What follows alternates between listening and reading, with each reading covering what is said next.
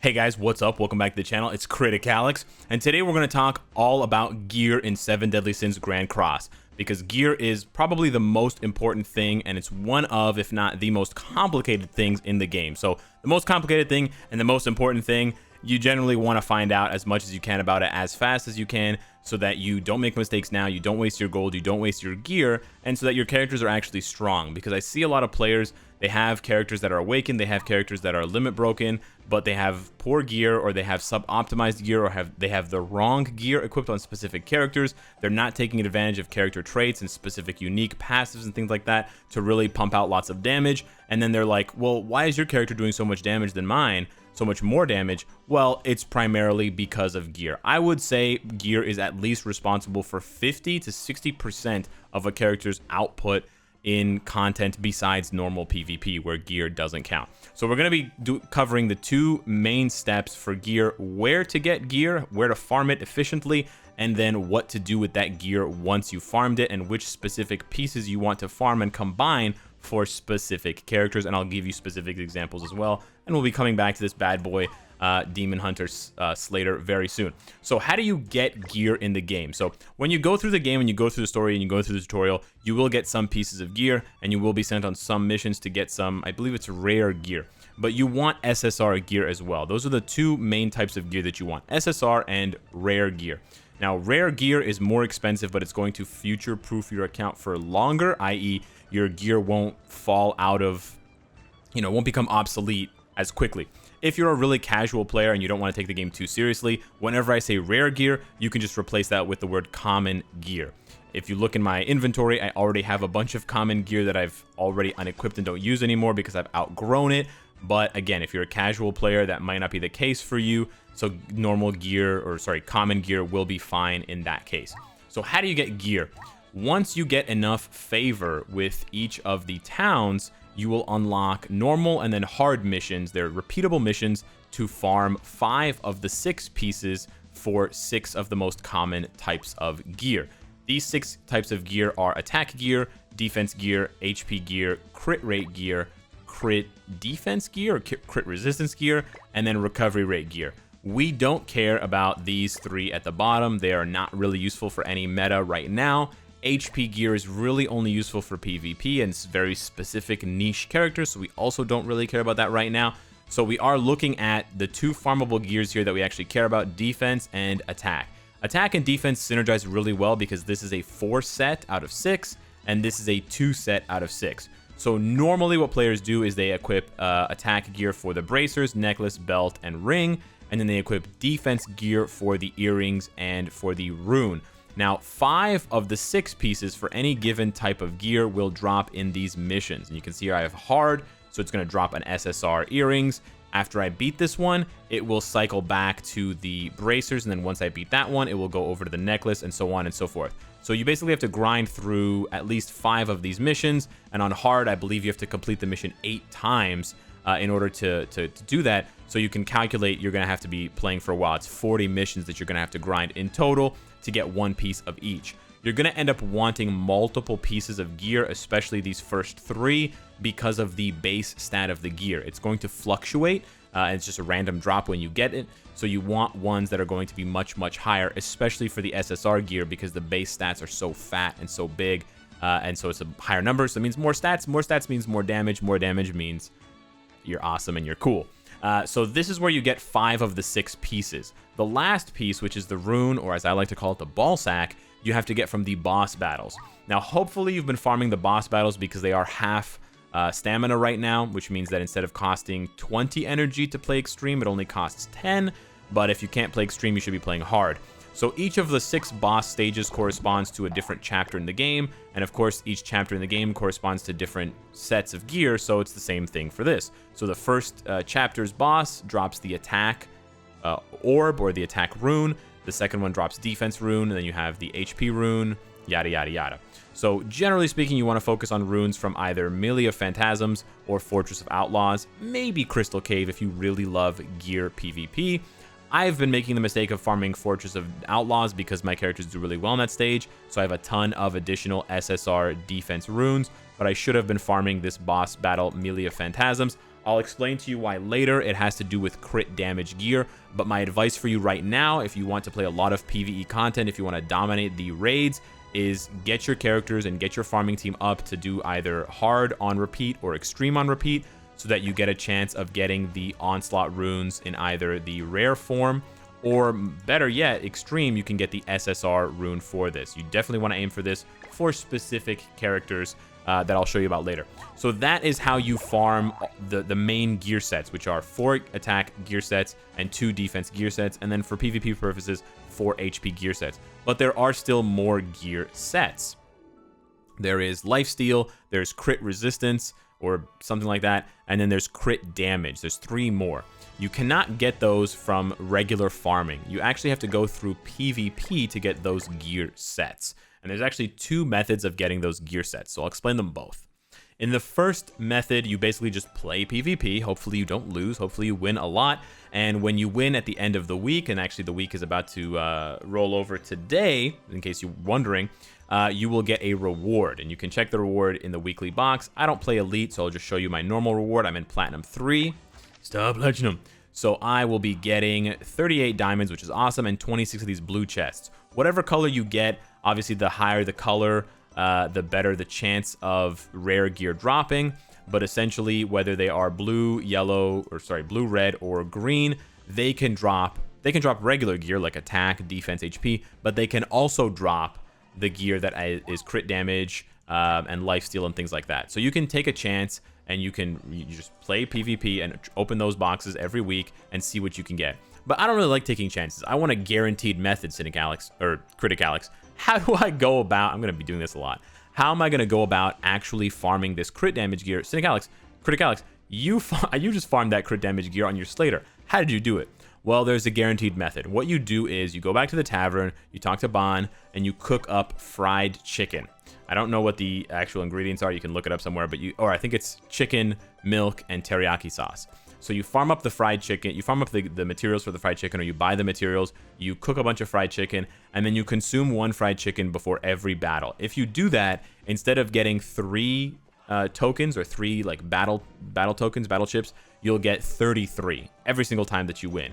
It's important, it's really important to do this when you're at low ranking, because at low ranking, I believe all the way up to like gold, you will be facing a lot of bots, which are easy wins, and you'll also be playing a lot of people who just don't understand the game well. So you can easily farm up hundreds or thousands of additional coins by always consuming fried chicken before each battle. You don't get any points or any extra coins if you lose, but you shouldn't be losing a lot anyway, so you should get a lot of extra coins. So you can see here I have 700 battle coins. Here is where you can actually go ahead and purchase the crit damage gear, or the whatever this, I can never remember what this is called, gear. You don't want it though. Or the lifesteal gear. I would say ignore the lifesteal gear, ignore this dice gear, just go for the crit damage gear. But the crit damage gear is only for specific characters. Right now I would say Green King, Green Jericho, possibly Green Bon, and definitely Blue Slater are 4 characters that will benefit heavily from crit damage gear. I'll show you how to identify which characters use crit damage gear, but those ones definitely do. Crit damage is a 2-set gear, so I'll explain why, but you basically want to buy these 2 right here, the ring and the earrings. You don't want to mess with the bracers, necklace, or belt. So you get the fried chicken, eat the fried chicken, do the PvP, win the PvP, take the battle tokens, buy the ring, and buy the earrings for crit damage. It's a 2-set, so if you buy 2 or 3 of these, you'll have enough for 2 or 3 different characters, and that doesn't include gear swapping. You never want to do SR gear, and then maybe in the future I'll be here buying these SSR gears once I have UR gear. So that is how you obtain all of the different gears in 7 Deadly Sins. You're basically ignoring the HP and the other ones, and you're just going for attack, defense, and crit damage.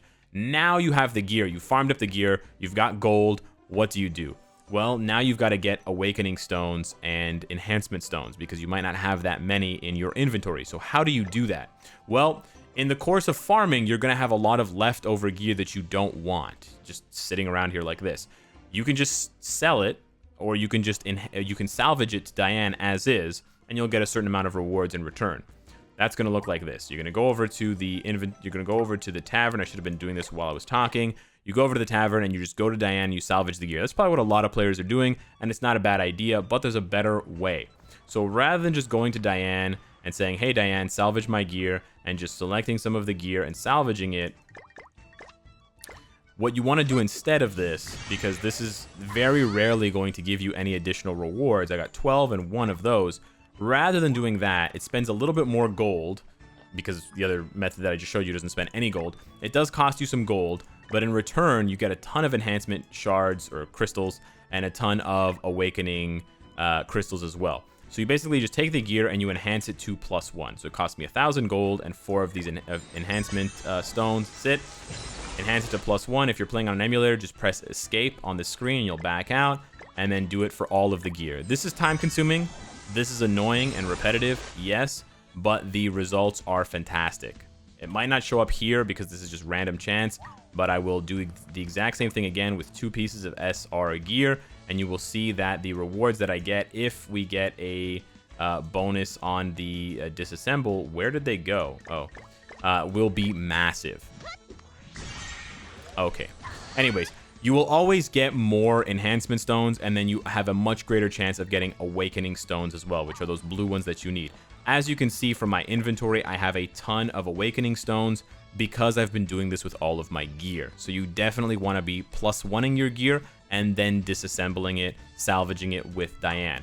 So you've salvaged the gear that you don't need anymore, like the recovery rate gear and whatever, and you farmed up all the gear. Now you're ready to start equipping the gear. So basically, it comes down to this.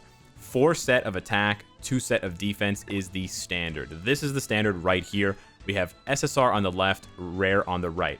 We do SSR on the left because of the much fatter base stat. I'm not talking about the sub stat, I'm talking about the base stat on the gear. As you can see, this base stat is 1000.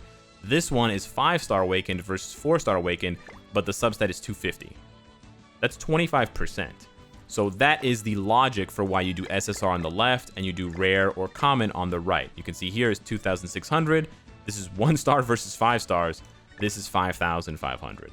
Now, the reason why I told you to farm multiple sets of SSR gear is because, look, I could have way more HP on this belt, but it costs diamonds to reroll. So rather than rerolling this belt, what I should have done is I should have farmed multiple belts, and then when I found one that had a really high base stat, I would enhance that really high base stat SSR belt, and then maybe awaken that really high base SSR belt, and then I would salvage the other ones. So I've actually already made mistakes on this account. This is a mistake here, right here. I probably should not have... This one's not bad, but you want to aim for at least 50%. So if the green bar is over here or it's over here, that's amazing. If it's over here or over here, over here, it's probably salvage material, even if it is an attack belt, because you can always just farm more of them. I screwed up. It's fine. I didn't screw up on all of my pieces of gear, so some of them are actually really good, but it just goes to show you that everybody makes mistakes. So you found the good substat gear, you've equipped SSR attack on the left, and you've equipped whatever you want on the right. The way that it works for standard characters is the right has all attack, and then you have the attack ring, and then you have the defenses here. The reason why we go with the attack ring is because the substats of the gear are the same for the gear slot. So all gear, when it's over here in the substat for rings, will always have attack stats. You're not going to see defense stats here, even if it's a recovery rate ring. It doesn't matter what kind of ring it is, it's always going to have that substat. So for example, these belts are all different. This is an attack belt, but the substats are all going to be defensive. This is a recovery rate belt, but the substats are always going to be defensive. The substats are the same. The substats are tied to the type of item, not tied to the set that it's part of. So that's why people want the attack one to be a ring. Or sorry, that's why people want to upgrade the attack one as a ring, because it's going to give you more attack stats. And so that's why people do 4 like this, but it actually really doesn't matter all that much. You'll end up having to get all of these to 5 stars anyways, because you want all of these substats, and you specifically want more HP, more defense, and more attack. There are specific characters, so for example, Red Hauser needs pierce rate, so there are specific characters that require either pierce rate or crit damage. Now, the way you can tell this, it's specific, it's case-by-case basis, character by character, but essentially for Hauser, if you look at his skill here, it multiplies his pierce rate by 3.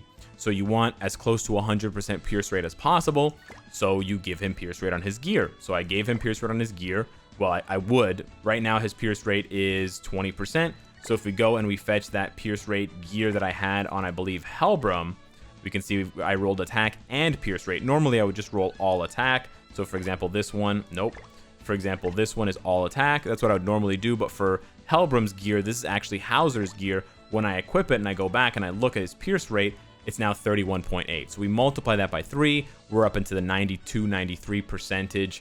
That's what you want specifically for Hauser. So take a look at characters' skills, read if they have that ability that has pierce, and then give them more pierce rate so that it will hit 100%. And keep in mind that when you awaken a character, they may also get pierce. So then you might have to calculate that based on the stats, based on the awakening that you plan to do if you want to future-proof your account. But beyond those specific characters that need that pierce rate, most other characters are just going to be going for attack and defense sets. So you go for the 4 attack here and then the 2 defense there. You get the 2 sets there. If you unequip one of these pieces, it doesn't matter. You will lose the set bonus. So, you know, it doesn't matter which quality I equip. They don't have to be the same, but they all have to be the same in terms of the upper right-hand corner. So you've done that, and then you upgrade them. You upgrade the ones on the right because they cost much less. As you can see, if I enhance this one, it costs 12,000 gold and 9 of these stones.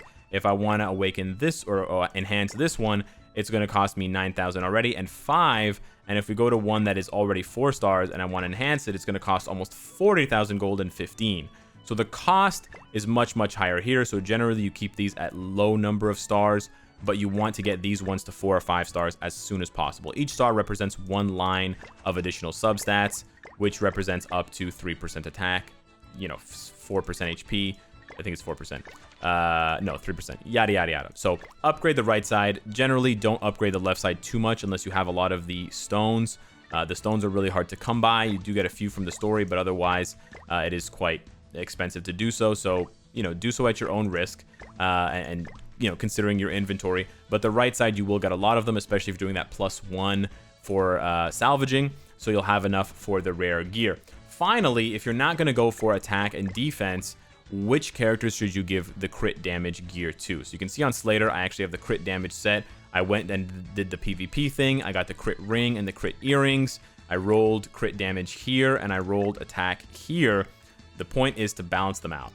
So what I did was I rolled this gear and I just said whatever I got was what I got. I ended up getting a lot of attack. I did have to re-roll these a couple times and they're really expensive. I don't recommend doing this, but I got mostly attack. So because of that, whatever I got here, I did the opposite here because I'm trying to balance the crit rate and the attack for these specific, or the crit damage and the attack for these specific characters. So if I had gotten all crit damage here, then I would have done all attack here, but it's the opposite, so that's what I did. So I'd rather spend the gold over and over again aiming for crit damage than spending diamonds aiming for something specific here. The reason why I gave Slater crit damage is because of his unique. Uniques are usually where you find out whether characters need crit rate or crit damage or some other effect. So he gets a huge crit chance bonus when he's attacking someone who has an empty ultimate move gauge. So that means you don't need to give him crit chance, but that means he's going to be critting like crazy. What do you do for a character that always crits? You give them a shit ton of crit damage, and that's what I did. Let's take a look at another character that has a similar unique, Jericho. Jericho has her crit chance increased by 10% per hero skill use. Not quite as strong as Slater's, but over the course of a long battle, you can definitely get that up to 300% if you want. But, once you do 5 or 6 attacks, she's got 50 or 60 extra crit chance. Again, she's going to be critting a lot. She just needs that crit damage, baby. Another example is Green King. Green King's unique gives him 10% crit chance for each ultimate move gauge orb. So when he has all 5 complete, it will give him 50, and then he gets an additional 50 when it's filled. So when his ultimate orb is filled, he has 100% increased crit chance. Now, enemies will have crit resistance, which means it lowers your chance to crit against them, but having 100% going over 100% means that you're going to crit most of the time, which means he doesn't need crit rate, but he definitely needs crit damage. So you basically just have to analyze the character based on their uniques and their skills. Some characters, like for example Hauser's second skill, he has Sever, which multiplies his crit chance. So you could also give Hauser crit damage if he's going to be using this skill a lot, or if he has 2 skills that have Sever, because basically it'll take his crit chance, which is right now 44%, and it'll multiply it by 2. So that means whenever he does his second skill, he has an 88% chance to crit automatically. So giving him a little bit of crit rate and then a lot of crit damage would actually bump up his damage a lot. It's just too bad that for Hauser, he also needs the pierce rate for his first skill, as we talked about, so it's kind of hard to give him everything. You basically can't give a character everything. It's not like Marvel Future Fighter or other games where you have tons of substats. You're basically best off just focusing on one or two. So in this case, we go with pierce and attack. For other characters, go with crit damage and attack, or you go for crit rate and attack, but those are basically the only options.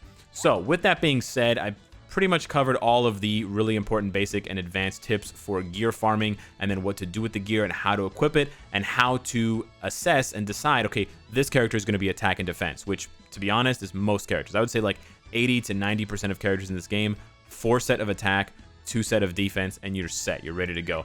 For specific characters, if you want to make the most out of them, like Jericho, Blue Slater, Green King, and possibly also Green Bond, give them attack and crit damage, and then otherwise you're all set to go. Unless you love PvP geared, then you might want to go for HP and defense. So hopefully that has been helpful to you guys. Hopefully this will push your CP up way high and you'll be able to do much more difficult content. If you have any questions whatsoever, hit me up in the comments down below. There's a link to the Discord as well in the description. We've got a dedicated 7 Deadly Sins channel there. It's popping off. Thank you so much for watching. Thanks for supporting the channel as we grow, and I will see you in the next one. Take care.